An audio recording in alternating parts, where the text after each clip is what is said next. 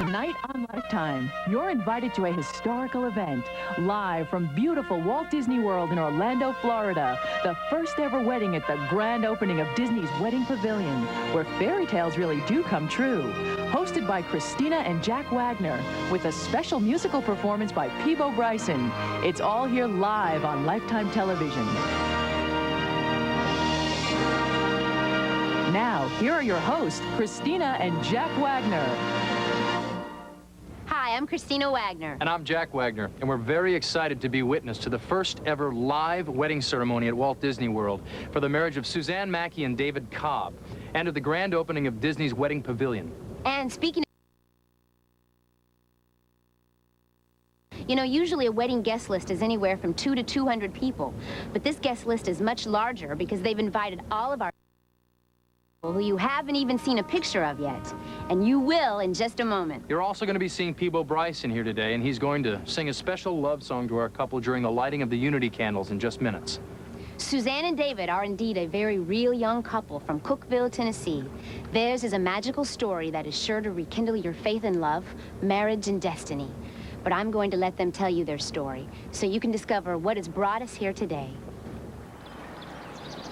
We were both born and raised here in Cookeville and have lived here all our lives. Cookeville, Tennessee is a small town with a very warm community. It's about 80 miles east of Nashville and has a population of about 25,000. Both of our parents are local business owners. Suzanne's dad owns Institutional Wholesale Company along with his brother, and my parents have owned Maddox Hardware ever since I was a child. I'm an interior design major at Tennessee Tech here in town, and David graduated from Tech with a degree in civil engineering. It's our dream to build, decorate, and sell homes together. Suzanne and I met a little over 2.5 years ago. I'd seen her around town quite a bit. I knew who she was, but we'd never been formally introduced or anything of that nature. Occasionally, every month or so, I'd take a little sneak visit over to her church, just perchance hoping to run into her. When David and Suzanne first met, it was on a Sunday afternoon. We were at one of the local restaurants.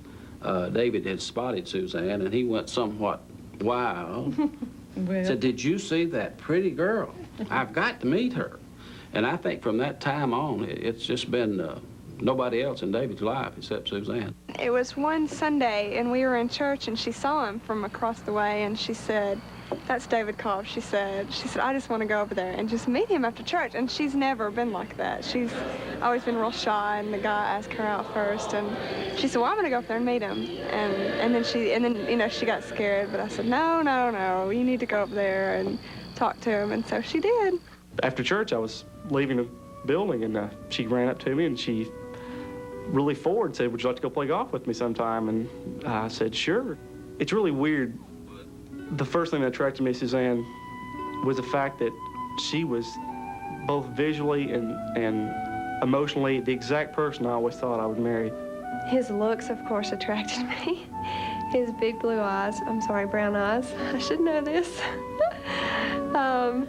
And the way he had very, very good manners. I loved that. That was a big thing for me.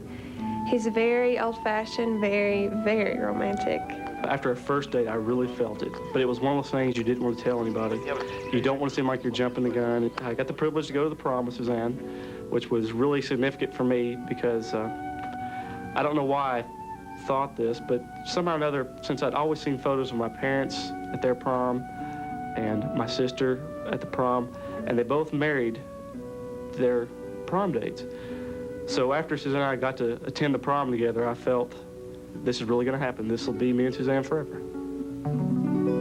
I know exactly how that feels when you know he's the one, but you don't want to breathe a word to anyone for fear that you'll jinx it. And I'm sure the soon-to-be married couple is feeling some butterflies of their own right about now. You know, some people say chivalry's dead, right?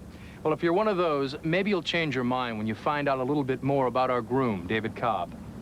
And I think you'll agree by this next piece that David is a true romantic with a passion for the element of surprise.